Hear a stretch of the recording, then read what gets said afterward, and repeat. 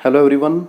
In this video, I will discuss here nuclear force, alpha decay, beta decay, gamma decay, and what is nuclear reaction, what is nuclear fission and nuclear fusion. Okay. In nuclear forces we know that जो magnitude है nuclear force का वो कम है coulomb force से, nuclear force का magnitude तो ज़्यादा है कूलम फोर्स से और कूलम का ज़्यादा है ग्रेविटेशनल फोर्स से। ग्रेविटेशनल फोर्स सबसे वीकेस्ट फोर्स है और न्यूक्लियर फोर्स सबसे स्ट्रॉन्गेस्ट फोर्स है इस यूनिवर्स में। ठीक है, जो न्यूक्लियंस के बीच में लगता है, क्योंकि हम जानते हैं एटम के सेंटर पर क्या है, न्यूक्लियस है। न्यूक्लियस में प्रोटॉन न्यूट्रॉन है, इलेक्ट्रॉन उसके रिवॉल्व कर रहे हैं अराउंड उसके ऑर्बिट में, अलग अलग ऑर्बिट्स में। तो शॉर्ट रेंज फोर्स है जो न्यूक्लियंस में लगेगा, proton proton neutron neutron proton neutrons के बीच में लगेगा। शॉर्ट रेंज फोर्स है, एक पर्टिकुलर डिस्टेंस पे लगता है और इसकी मतलब फ्यू फेम्टोमीटर तक मेजर किया जा सकता है। अगर ज़्यादा डिस्टेंस करोगे तो न्यूक्लियर फोर्स जीरो हो जाएगा, कोई इफेक्ट नहीं रहेगा। ठीक है ना। तो ग्राफ हम प्लॉट कर सकते हैं potential energy of the two nucleons versus the distance separation between the two nucleons. तो ये सेपरेशन है, ये पोटेंशियल एनर्जी है। यहाँ पर पर्टिकुलर डिस्टेंस पर अगर दो न्यूक्लियन हैं वहाँ पर इक्विलिब्रियम कंडीशन है। इक्विलिब्रियम कंडीशन पे कोई फोर्स नहीं लगेगा, ना तो अट्रैक्शन होगी ना रिपल्शन होगी। तो यहाँ से देख सकते हो, अगर आप जैसे जैसे डिस्टेंस बढ़ाएंगे, ये देखो अगर डिस्टेंस बढ़ती है तो न्यूक्लियर फोर्स की वैल्यू क्या हो जाती है, नेगेटिव। क्योंकि हम एक फॉर्मूला जानते हैं, एफ क्या होता है, पोटेंशियल एनर्जी और फोर्स के बीच में क्या रिलेशन है, D you by D R. अगर आर बढ़ाएंगे तो फोर्स कम हो जाएगा, फोर्स कम हो गया तो नेगेटिव हो गया। और यहाँ पर यहाँ ये कम होने की वजह से मतलब अट्रैक्शन, यहाँ पर नेगेटिव वैल्यू आ रही है, कम कर हो रहा है तो अट्रैक्शन को शो करेगा। डिस्टेंस बढ़ने से अट्रैक्शन शो हो रही है, कम करते हो अगर न्यूक्लियंस के बीच की सेपरेशन को तो रिपल्शन होगी। ठीक है। और फोर्स का जो मैग्नीट्यूड है वो सेम रहेगा, प्रोटॉन प्रोटॉन न्यूट्रॉन न्यूट्रॉन और प्रोटॉन न्यूट्रॉन्स के बीच में। न्यूक्लियंस के बीच में जो फोर्स रहता है वो सेम रहता है। अल्फा डीके में हीलियम एमिट होगा न्यूक्लियस से। ठीक है ना, हीलियम यहाँ पर न्यूक्लियस से निकलेगा। बीटा डीके में बताऊंगा क्या होगा। हीलियम दो एटॉमिक नंबर है इसका, देखो यहाँ पर इसको ऐसे लिखते हैं ZXA। इसका मतलब है एटॉमिक नंबर, इसका केमिकल सिंबल, और इसका मतलब है एटॉमिक मास या मास नंबर। ठीक है। अगर अल्फा, ये एक्स यहाँ पर क्या है, केमिकल सिंबल। अगर हमारे पास कोई यहाँ पर न्यूक्लियाई है, ये न्यूक्लियाई है, इसमें से अल्फा निकल गया, अल्फा मतलब कौन चला गया, हीलियम चला गया, तो दो एटॉमिक नंबर कम हो जाएगा, मास नंबर 4 कम हो जाएगा। और यहाँ पर क्यू एनर्जी निकलेगी। जब भी डिसइंटीग्रेशन होता है ना, मतलब टूटता है कोई न्यूक्लियाई किसी लाइटर न्यूक्लियाई में, तो यहाँ पर एटॉमिक नंबर डिक्रीज हो गया, 2 टाइम्स डिक्रीज हो गया, मतलब कम हो गया 2। अगर पहले 10 था 8 है, तो हीलियम निकल गया, तो यहाँ पर क्यू हमारे पास क्या है, डिसइंटीग्रेशन एनर्जी। ठीक है, डिसइंटीग्रेशन एनर्जी यहाँ पर रिलीज होगी। तो आइंस्टाइन मास एनर्जी रिलेशन के अकॉर्डिंग हम बता सकते हैं, अगर हमारे पास क्यू है, क्यू क्या आएगा यहाँ से, वाई उधर चला गया, ये हीलियम वाला उधर चला गया। एक्स का मास, इसको बोलते हैं पेरेंट न्यूक्लियाई, इसको बोलते हैं डॉटर न्यूक्लियाई। ठीक है। और अब आगे बात करूँगा मैं, उसमें हम बोलेंगे एक हमारे पास इंसिडेंट पार्टिकल है, एक बॉम्बार्डिंग पार्टिकल है, एक टारगेट पार्टिकल है। ठीक है ना। तो बताऊंगा अभी, ये देखो mx my, ये my, ये mhe इंटू सी स्क्वेयर, ये तुम्हें पता है। अगर एनर्जी, ये कौन सी रिएक्शन है, ये एक्सोथर्मिक में एनर्जी रिलीज होती है। जब भी रिएक्शन होगा तो एनर्जी रिलीज होगी। न्यूक्लियर रिएक्शन तब जब भी होता है, ठीक है ना। न्यूक्लियर रिएक्शन में जब भी न्यूक्लियंस की बात करेंगे, न्यूक्लियस की बात हो रही है वहाँ पर, जब भी कोई दो न्यूक्लियाई आपस में रिएक्ट करते हैं या कोई न्यूक्लियाई स्टेबल होने के लिए वो अपने आप को डिसइंटीग्रेट कर रहा है, तो एनर्जी रिलीज करेगा। और वो एनर्जी हम निकाल सकते हैं यहाँ से, उसको आइंस्टाइन मास एनर्जी रिलेशन से निकलेगा, E = mc²। ठीक है। जैसे हमारे पास यूरेनियम एग्जाम्पल ले लिया, यूरेनियम अगर अल्फा निकालता है, दो मतलब हीलियम निकलेगा उसमें से, तो एटॉमिक थोरियम में स्टेबल बन जाता है। ये यूरेनियम से क्या कन्वर्ट हो गया, ये एक न्यूक्लियाई से दूसरी न्यूक्लियाई में ट्रांसफॉर्म हो चुका है with the emission of the alpha decay. ये मतलब अल्फा डीके हो गया, यहाँ से हीलियम निकल गया, तो क्यू एनर्जी रिलीज होगी। यहाँ पर मेगा इलेक्ट्रॉन वोल्ट में भी हो सकती है, किलो इलेक्ट्रॉन वोल्ट में भी हो सकती है। ठीक है। थोरियम 90 या 234, यहाँ पर क्या एटॉमिक मास। तो बीटा डीके में स्पॉन्टेनियस एमिशन होगा या इलेक्ट्रॉन का या पॉजिट्रॉन का न्यूक्लियस से। बीटा डीके में हम कह रहे हैं बीटा या तो माइनस निकलेगा या प्लस का निकलेगा। अगर माइनस निकलता है तो एटॉमिक नंबर 1 बढ़ जाएगा, इलेक्ट्रॉन निकल गया तो एंटी न्यूट्रिनो। ये याद रखना कि जब भी मतलब बीटा एमिशन माइनस वाला होता है ना, जब भी इलेक्ट्रॉन निकलता है तो इलेक्ट्रॉन के साथ आएगा हमेशा एंटी न्यूट्रिनो। न्यू बार लिखा हुआ है ये, न्यू बार, इसको लिखते कैसे हैं, न्यू बार। ये एंटी न्यूट्रिनो का सिंबल है। ये कोई ना तो कोई चार्ज है इसका, ये चार्जलेस और मासलेस पार्टिकल है, ठीक है ना। तो इसको रेडिएशन भी कह सकते हो आप एक तरह की। और ये बीटा प्लस है, अगर बीटाट्रॉन पॉजिट्रॉन, इसको बोलते हैं पॉजिट्रॉन, इसको बोलते हैं इलेक्ट्रॉन। अगर बीटा बीटा मतलब बीटा प्लस निकलता है तो पॉजिट्रॉन निकलेगा, तो एटॉमिक नंबर 1 कम हो जाएगा, ये पॉजिट्रॉन आ गया, तो यहाँ से क्या आएगा, न्यूट्रिनो। बार रिप्रेजेंट करता है एंटी न्यूट्रिनो, सिंपल न्यूट्रिनो। देख सकते हो यहाँ से कि अगर हमारे पास, अगर देखो यहाँ से बीटा माइनस अगर एमिट होता है, ये न्यूट्रॉन है, यहाँ पर कन्वर्जन दिखाई गई है, न्यूट्रॉन की प्रोटॉन के साथ, प्रोटॉन की न्यूट्रॉन के साथ। जब न्यूट्रॉन कन्वर्ट होगा प्रोटॉन में तो एक इलेक्ट्रॉन मिलेगा, एक एंटी न्यूट्रिनो मिलेगा। देख सकते हो एक यहाँ से ये क्या है, न्यूट्रॉन है, तो मैं इसको लिख सकता हूँ 0n1, ठीक है। इसको लिखूंगा प्रोटॉन को 1p1, ये क्या है -1e0 प्लस न्यू बार, ये इलेक्ट्रॉन हो गया, ठीक है ना, ये इलेक्ट्रॉन हो गया, ये वाला पार्ट की बात कर रहा हूँ। तो यहाँ से 0, यहाँ से 1, ये यहाँ पर ये बैलेंस है, मतलब एटॉमिक नंबर भी एटॉमिक मास भी इसका कह सकते हो। मतलब आप ये नंबर तो नहीं बोल सकते, इसकी रिप्रेजेंटेशन है। तो लेफ्ट हैंड साइड में जो भी होगा वो राइट हैंड साइड पे बनना चाहिए उसके नोटेशन के अकॉर्डिंग, ठीक है। तो ये इलेक्ट्रॉन निकला, ये एंटी न्यूट्रिनो। प्रोटॉन जब न्यूट्रॉन में कन्वर्ट होगा तो पॉजिट्रॉन आएगा, और क्या आएगा, न्यूट्रिनो। मतलब इलेक्ट्रॉन के साथ एंटी न्यूट्रिनो और पॉजिट्रॉन के साथ न्यूट्रिनो। इसी तरह से अल्फा, बीटा और ये गामा। गामा मतलब एक फोटोन, मतलब फोटोन रिलीज करेगा, फोटोन का एमिशन हो रहा है, उसमें से होगा कुछ नहीं, सेम रहेगा, केमिकल कंपोजिशन में कोई फर्क नहीं आएगा। सिर्फ वहां पर किसकी बात करेंगे, एक्साइटेड स्टेट और ग्राउंड स्टेट की बात करेंगे।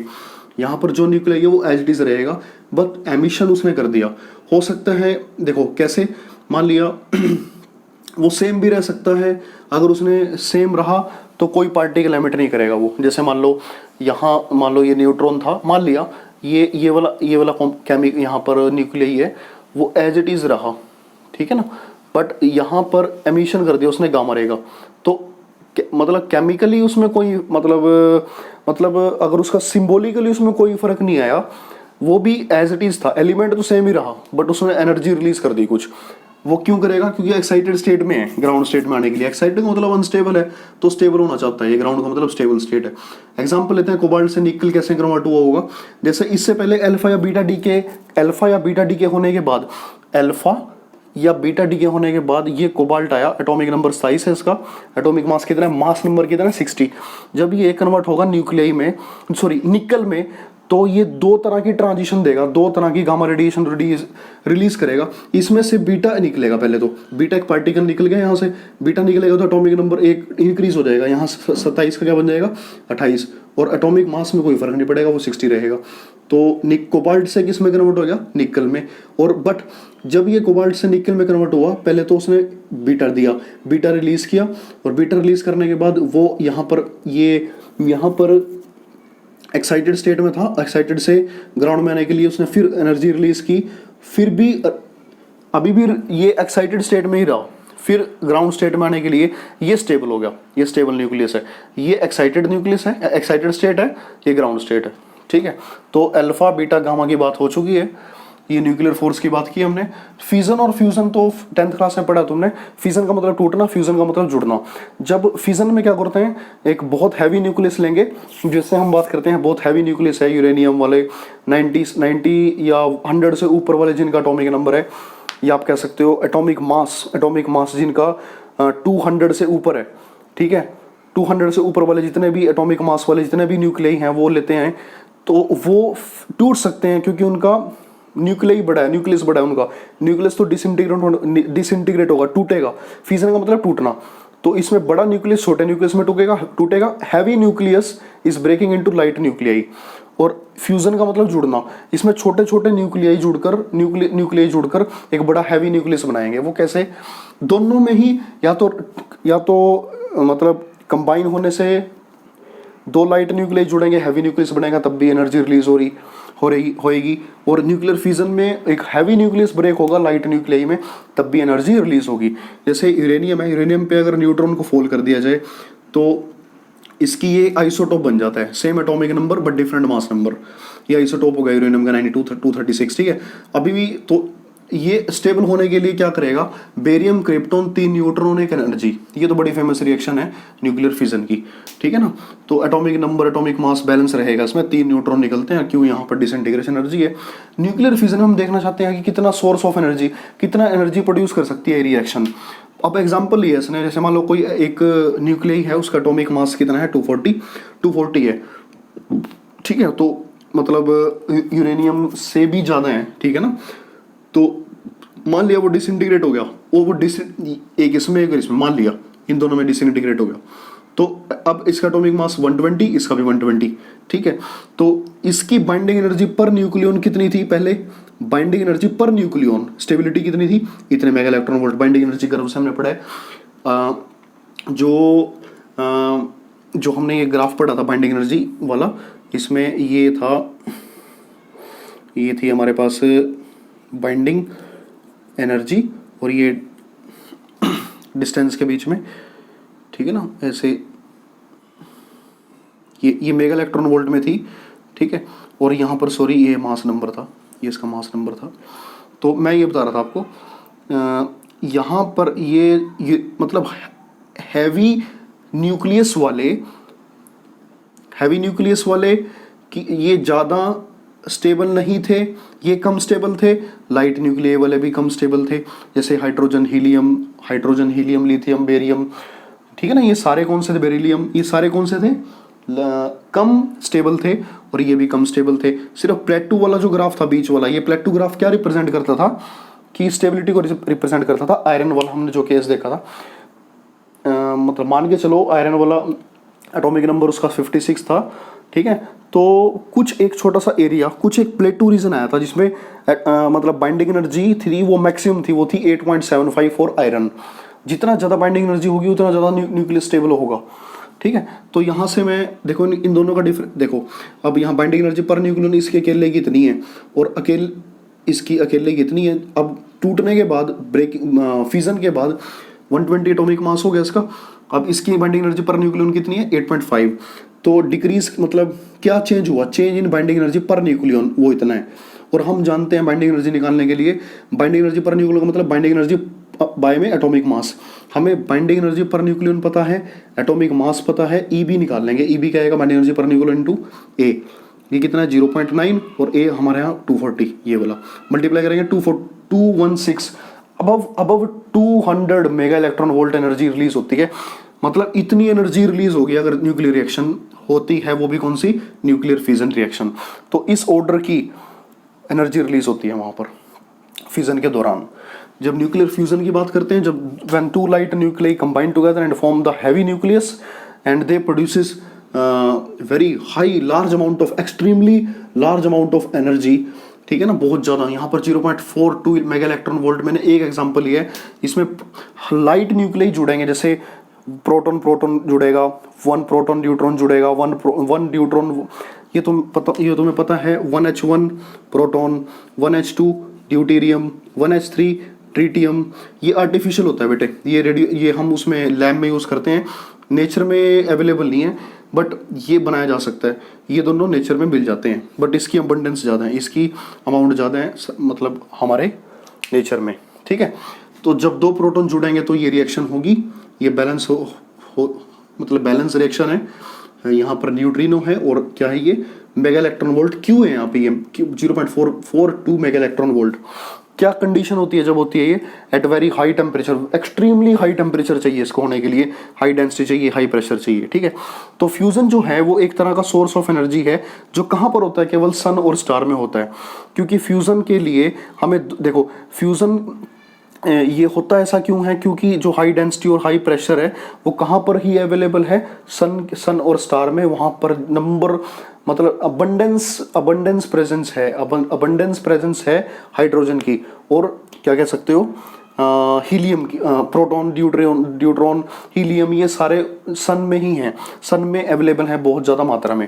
और ये आपस में कंबाइन होकर कुछ ना कुछ रिएक्शन बनाते हैं, और जब कंबाइन होकर फ्यूज होकर ये एक दूसरा न्यूक्लियस बनाते हैं, फिर दूसरा तीसरे के साथ रिएक्ट करता है।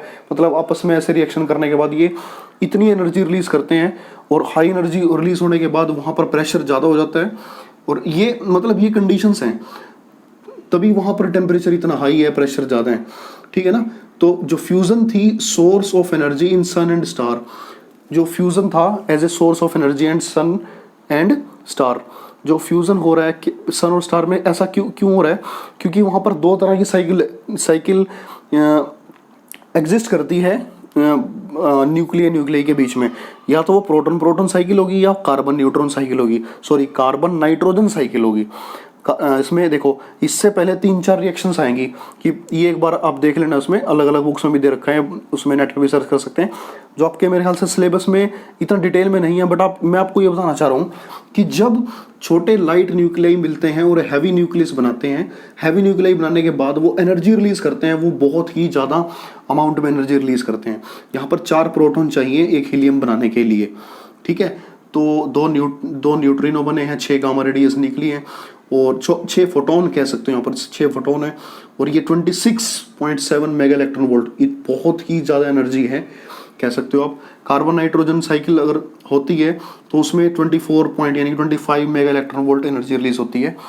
और जो प्रोटॉन साइकिल है उसमें अगर हम काइनेटिक देखो, इसमें क्या होता है, जब भी न्यूक्लियाई मतलब न्यूक्लियाई जब दो एटम बिल्कुल पास आएंगे, उन दोनों के बीच में कौन सा फोर्स है? वैसे प्लस के कारण, देखो चार्ज के कारण तो वहाँ पर इलेक्ट्रो कूलम्स फोर्स है, कूलम फोर्स है। अब दोनों अगर प्रोटॉन बिल्कुल पास आ चुके हैं तो रिपल्शन होगी वहाँ पर। उस रिपल्शन को ख़त्म करने के लिए, उस रिपल्शन को डोमिनेट करने के लिए कोई बाहर से एनर्जी प्रोवाइड करानी पड़ेगी, या फिर आप कैसे कह सकते हो कि वहाँ जो हमारा जो इलेक्ट्रोस्टैटिक फोर्स ऑफ रिपल्शन है उस केस में वो कम है, क्योंकि वहाँ पर न्यूक्लियर फोर्स एग्जिस्ट कर रहा है, ठीक है। और न्यूक्लियर फोर्स, अब 2 प्रोटॉन है उसको या हम कह रहे हैं कि 2 प्रोटॉन, दोनों न्यूक्लियर फोर्स एग्जिस्ट कर रहे हैं वहाँ पे, कि अगर हम उन दोनों प्रोटॉन मतलब जो 2 न्यूक्लियन हमने लिए हैं, क्या हम उनकी काइनेटिक मतलब हम उन पे अगर काइनेटिक एनर्जी उनको प्रोवाइड करा दे बाहर से, जिससे वो हम वहाँ का टेम्परेचर कैलकुलेट कर सकें। मतलब किन्हीं भी 2 प्रोटॉन साइकिल के अंदर अगर काइनेटिक एनर्जी आपको 400 इलेक्ट्रॉन वोल्ट चाहिए तो 3/2 kBT की फॉर्मूले से हम निकाल सकते हैं। kB यहाँ पर बोल्ट्जमान कांस्टेंट है, T यहाँ टेम्परेचर निकलेगा।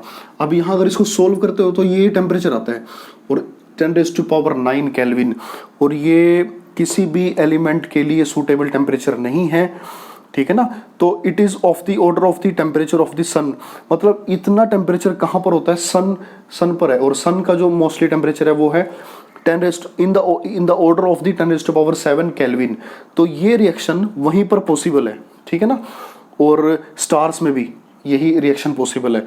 तो आपको इतना डिटेल में नहीं जाना, बस आप ये समझेंगे कि न्यूक्लियर फिजन, अगर आपसे कोई पूछता है कि न्यूक्लियर फिजन कि कहाँ पर is used in nuclear reactors, and nuclear fusion is used in nuclear bomb and atom bomb, ठीक है ना। और यहाँ पर हम थोड़ा सा आगे पढ़ेंगे उसमें न्यूक्लियर रिएक्टर में, उसमें बात करेंगे अगर हमारे पास न्यूक्लियर फिजन है, वो न्यूक्लियर रिएक्टर में एक रिएक्शन करती है, चेन रिएक्शन कहते हैं जिसको हम, ठीक है। चेन रिएक्शन कंट्रोल्ड वे में होगी तो वो न्यूक्लियर रिएक्टर के रूम में यूज़ की जा सकती है। Nuclear reactor is use to produce electricity और पावर जनरेशन। और न्यूक्लियर फ्यूज़न में अगर अनकंट्रोल्ड रिएक्शन हो जाएगी तो वो एटम बॉम्ब में मतलब होती है, और वो क्या मतलब किस तरह का प्रोसेस होगा, जिस तरह का एटम बॉम्ब ब्लास्ट होने पर होता है, ठीक है ना।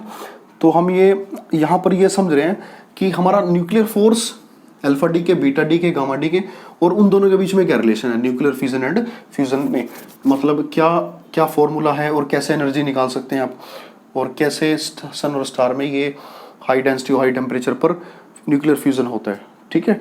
तो हम नेक्स्ट वीडियो में बात करेंगे न्यूक्लियर रिएक्टर की, और बेसिक सा आइडिया बताऊंगा आपको मैं है कैसे, उसमें करना क्या होता है, उसके पार्ट्स क्या हैं, ठीक है। और होप सो आपको ये क्लियर होगा सभी को। ओके। Thank you.